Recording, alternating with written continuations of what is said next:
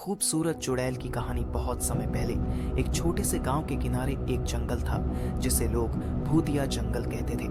इस जंगल के बारे में हर किसी को डर लगता था क्योंकि वहां एक खूबसूरत चुड़ैल का वास था।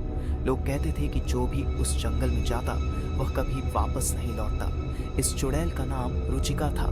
पुराने समय में वह एक साधारण लड़की थी, बेहद सुंदर और भोली। वह अपने माता पिता के साथ हंसी खुशी जीवन बिता रही थी, लेकिन उसकी सुंदरता का जादू सबको अपनी तरफ खींचता था। एक दिन एक राजकुमार ने उसे देखा और उससे विवाह करने की जिद करने लगा, लेकिन रुचिका पहले से ही एक गरीब युवक से प्रेम करती थी। राजकुमार की ये बात सहन नहीं हुई और उसने उसे पाने के लिए काले जादू का सहारा लिया। राजकुमार ने एक जादूगरनी से सहायता ली जिसने रुचिका पर काला जादू कर दिया। इस जादू के कारण रुचिका की आत्मा भटकने लगी और वह खूबसूरत चुड़ैल बन गई। दिन में वह जंगल के किसी कोने में छिपी रहती, लेकिन रात होते ही वह बाहर आ जाती। उसका चेहरा बेहद सुंदर था, लेकिन जैसे ही कोई उसके करीब आता वह भयानक रूप धारण कर लेती और उसे जंगल में हमेशा के लिए कैद कर लेती।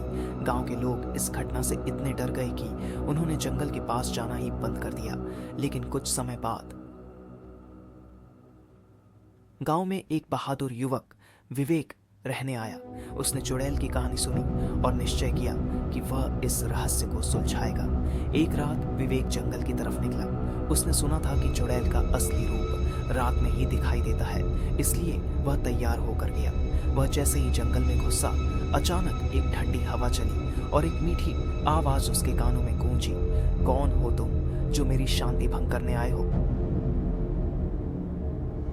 विवेक ने साहस से जवाब दिया, मैं तुम्हारे दुख का अंत करने आया हूँ। चुड़ैल सामने आई। उसकी सुंदरता देखकर विवेक भी स्तब्ध रह गया, लेकिन उसने अपने दिल को मजबूत किया और चुड़ैल से पूछा,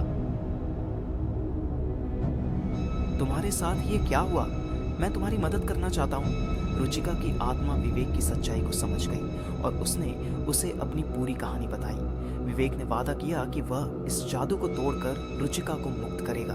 वह उसी जादूगरनी के पास गया जिसने रुचिका पर जादू किया था। जादूगरनी ने शर्त रखी कि अगर विवेक सच्चे दिल से रुचिका से प्रेम करेगा तो वह उसे मुक्त कर सकती है।